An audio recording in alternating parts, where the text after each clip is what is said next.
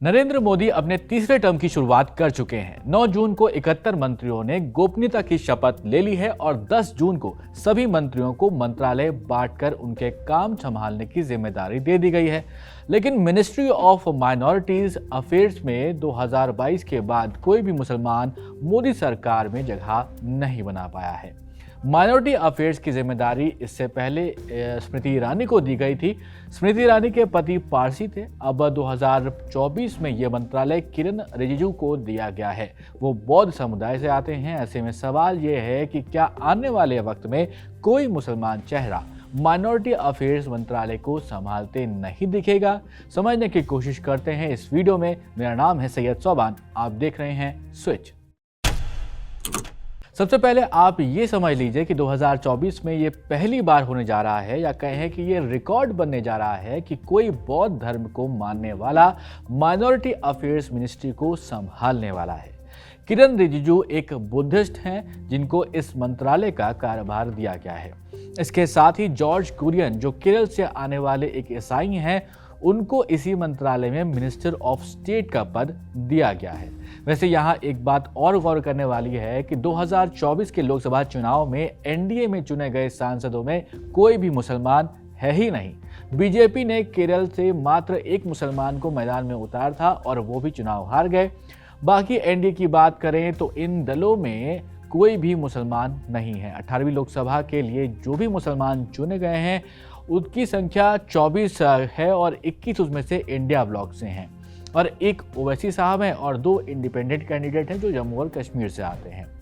अब इससे पहले अगर आप यहाँ पर देखें तो जब से माइनॉरिटी अफेयर्स मिनिस्ट्री बनी है तब से लेकर 2022 तक कोई ना कोई मुसलमान इस मिनिस्ट्री को संभालता रहा है। वैसे ये मिनिस्ट्री 29 जनवरी 2006 में क्रिएट की गई थी। पहले ये ministry of social justice and empowerment के अंदर ही आती थी, लेकिन जब सरकार को ऐसा लगा कि कहीं ना कहीं फोकस के साथ जो माइनॉरिटीज़ हैं उनके लिए काम नहीं हो पा रहा है, तो कांग्रेस सरकार के राज में इस मिनिस्ट्री को क्रिएट किया गया था। भारत में माइनॉरिटीज़ में Muslims, Christians, Buddhist, Sikhs, Parsis और जैन आते हैं। इस मिनिस्ट्री को बनाने का उद्देश्य यही था कि इन धर्मों में आने वाले भारतीयों के लिए जो भी पॉलिसीज बनाई जा रही हैं उसकी प्लानिंग और एग्जीक्यूशन को सही तरीके से माइनॉरिटीज़ को उसके जो बेनिफिट्स हैं वो पहुंचाए जा सकें। ऐसा नहीं है कि बीजेपी सरकार में किसी मुसलमान को माइनॉरिटी अफेयर्स मिनिस्टर नहीं बनाया गया हो।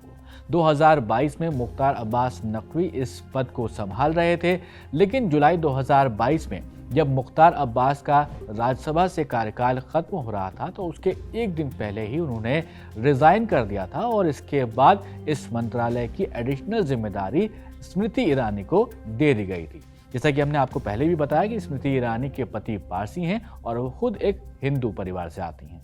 वहीं जॉन बारला जो एक ईसाई हैं, उन्हें इस मंत्रालय में मिनिस्टर ऑफ स्टेट बनाया गया था।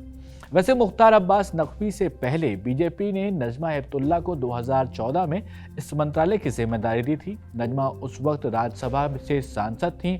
उन्होंने 2016 में इस मंत्री पद से इस्तीफा दिया था जब मणिपुर का गवर्नर उनको बना दिया गया था। मुख्तार अब्बास जो मिनिस्टर ऑफ स्टेट हुआ करते थे उस वक्त, उनको इस मंत्रालय को संभालने की जिम्मेदारी दी गई थी। इसके बाद 2019 में जब नरेंद्र मोदी के दूसरे कार्यकाल में मंत्रालय दिए गए तो नकवी साहब को ही मिनिस्ट्री ऑफ माइनॉरिटी अफेयर्स दिया गया था। ऐसे ही एक कमीशन है जिसे कहा जाता है नेशनल माइनॉरिटीज कमीशन।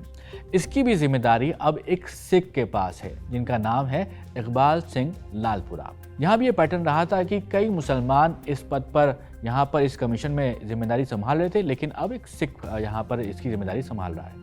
जब 2006 में पहली बार ये मंत्रालय बना था तो यूपीए 1 में अब्दुल रहमान अंतुलय को मिनिस्टर ऑफ माइनॉरिटी अफेयर्स बनाया गया था। इसके बाद 2009 से 2012 तक सलमान खुर्शीद, फिर 2012 से 2014 तक के Rahman Khan minister of minority affairs बनाए गए थे। लेकिन अब सवाल यहाँ पर यही है कि जिस तरह से मुसलमानों का रिप्रेजेंटेशन संसद में कम होता जा रहा है और अब तो अगर आप मंत्रालय भी देखेंगे तो यहाँ पर भी जगह नहीं मिल रही है। ऐसे में लगभग 20 करोड़ की आबादी वाले मुसलमानों की आवाज़ संसद में कौन उठाएगा? माइनॉरिटी अफेयर्स मिनिस्टर हमेशा से ही सबसे ज़्यादा संख्या वाली माइनॉरिटी यानी कि मुसलमान जो धर्म है उसके ही रहे हैं, लेकिन 2022 के बाद से ये सिलसिला ख़त्म हो गया है। फिलहाल इस वीडियो में इतना ही। ये वीडियो आपको कैसा लगा ज़रूर कमेंट बॉक्स में हमें बताइएगा और ऐसे ही वीडियोस के लिए देखते रहिए स्विच।